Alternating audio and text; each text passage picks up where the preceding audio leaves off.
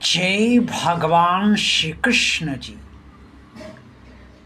सर्दी का मौसम चल रहा है और पौष मास में सर्दी अब काफ़ी बढ़ने लगी है।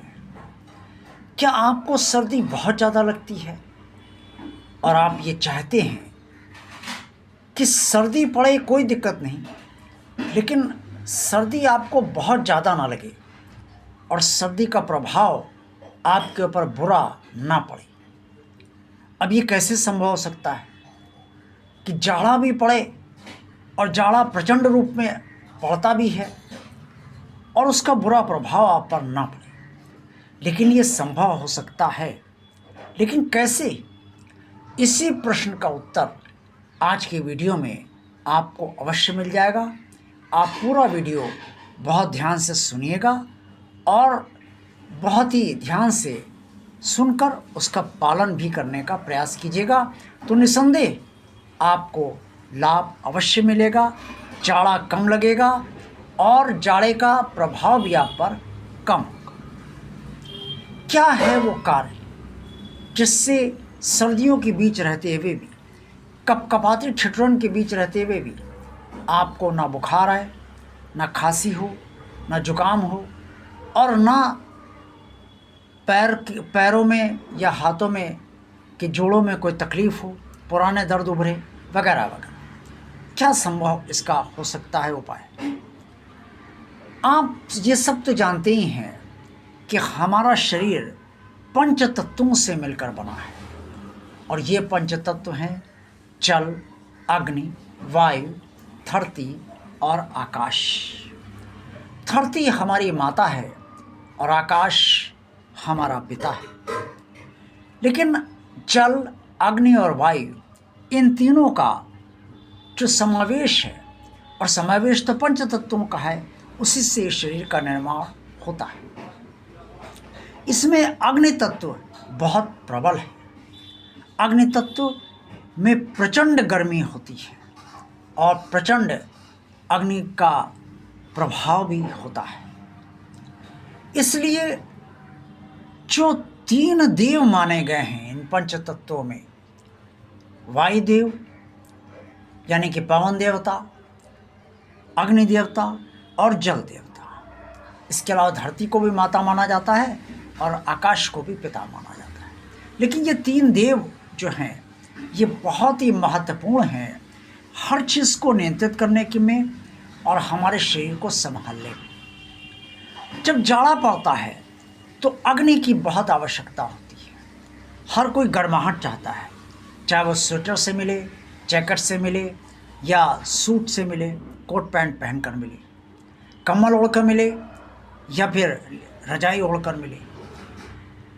गर्मी सबको चाहिए जाड़े से बचने के लिए, लेकिन तब भी सर्दी तो होती है और सर्दी का प्रभाव भी बुरा पड़ता ही है। तो अब मुद्दे की बात पर आते हैं कि कैसे क्या किया जाए जिससे जाड़ा आपको अगर लगता भी ज़्यादा है तो भी उसका बुरा प्रभाव आपके ऊपर ना हो और आप रोगों की गिरफ्त में ना फंसे, जो पुराने रोग हैं वो ना उभर पाए, जैसे दर्द वगैरह। अग्निदेव, जी हाँ, अग्निदेव का जाड़े में बहुत महत्व होता है। ओम अग्निदेवाय नमः। ओम अग्निदेवाय नमः। जी हाँ, सुबह स्नान करने के बाद सर्दियों में रोज यज्ञ कीजिए। यज्ञ में अग्निदेव प्रज्वलित होते हैं, उनसे प्रार्थना कीजिए कि हे अग्निदेव जी, आप मुझ पर कृपा कीजिए, मुझे सर्दी ऐसे ही बहुत लगती है और सर्दी का जो दुष्प्रभाव है वो मुझ पर ना पड़ने दीजिए। जितने भी बुरे रोग हैं हमारे, जो सर्दियों कारण हैं, पुराने रोग हैं, जोड़ों का दर्द वगैरह, जो भी रोग आपको हो उसका नाम ले कहिए, वो उभरे ना और उसका विपरीत असर शरीर पर ना पड़े। और खांसी जुकाम जो सर्दी के रोग होते हैं उनसे भी बचाव आपकी कृपा से होता रहा है। आप अपना आशीर्वाद बनाए रखिए। अग्निदेव जी का जब रोज आप यज्ञ करेंगे तो अग्निदेव जी आपसे प्रसन्न होंगे और प्रसन्नता स्वरूप वो आप पर ये कृपा अवश्य करेंगे। लेकिन आपकी आस्था और श्रद्धा दोनों अग्निदेव जी के प्रति अवश्य होना चाहिए। यज्ञ करते समय और यज्ञ करने के बाद आप जब प्रार्थना करें तो हाथ अवश्य जोड़े रहें। ये बात सही है, अगर आप अकेले यज्ञ कर रहे हैं तो आपको घी भी अर्पण करना है और यज्ञ सामग्री भी आपको अर्पण करनी है, तब तो आप हाथ जोड़कर नहीं बैठ सकते। लेकिन अगर दो लोग यानी पति पत्नी या बच्चे और आप ये सब लोग मिलकर कर रहे हैं तो एक कोई घी अर्पण करे और बाकी सब हवन सामग्री इसमें अर्पण करें। और लेकिन जब प्रार्थना करें तो दोनों हाथ जोड़कर करें। अग्निदेव जी का पहले स्मरण करें भली भांति हृदय से और शुद्ध मन से, और अग्निदेव जी से प्रार्थना करें। इसका बहुत ज़बरदस्त असर आप पर होता है। आप चाड़े के तमाम रोगों से बचे रहते हैं और ये जो दर्द वगैरह की समस्या, जो पुराने दर्द उभरते हैं, उनका प्रभाव भी बहुत कम से कम होता है। बाकी अग्निदेव जी कितनी कृपा करते हैं ये आपकी आस्था और श्रद्धा पर निर्भर है।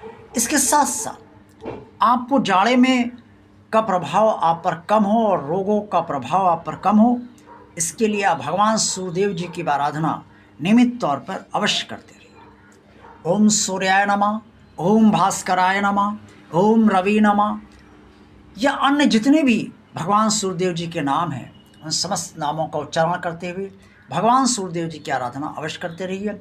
चाहे वो कभी बादलों के कारण आपको दृश्य रूप में दिखे या ना दिखे, आप आराधना अवश्य करते रहिए। इससे भी सूर्य की गर्मी जो होती है, ये मत सोचिए कि जाड़े में गर्मी कम होती है, लेकिन सूर्य का जो ताप होता है वो भी आपको बचाता है और जाड़े के रोगों से और सर्दियों के कुप्रभावों से। और सर्दी में भगवान सूर्य का विशेष महत्व इसलिए होता है कि वो एक ऐसे देव हैं जिनके पास गर्मी सबसे ज़्यादा है, इसलिए भगवान सूर्यदेव जी की भी आराधना आप करते रहिए। तो अगर आप भगवान सूर्यदेव जी की आराधना और अग्निदेव जी की आराधना करेंगे तो आपको निश्चित तौर पे सर्दी भी कम लगेगी और सर्दी के रोग भी नहीं होंगे। अगर होंगे भी तो हल्के फुल्के, अगर होंगे मैं इसलिए कह रहा हूँ कि आपकी आस्था श्रद्धा पर निर्भर है। अगर आपकी आस्था श्रद्धा उतनी संपूर्ण नहीं बन पाई अग्निदेव जी के प्रति या भगवान सूर्यदेव जी के प्रति या दोनों के प्रति, तो थोड़े बहुत रोग आपको हल्के फुल्के हो सकते हैं, लेकिन कुप्रभाव आप पर तब भी नहीं होगा। और जो पुराने दर्द हैं उनसे भी वो भी आपको बहुत ज़्यादा परेशान नहीं करेंगे। देखते रहिए भगवान और आप चैनल। वीडियो को लाइक कीजिए, चैनल सब्सक्राइब कीजिए, चैनल शेयर कीजिए।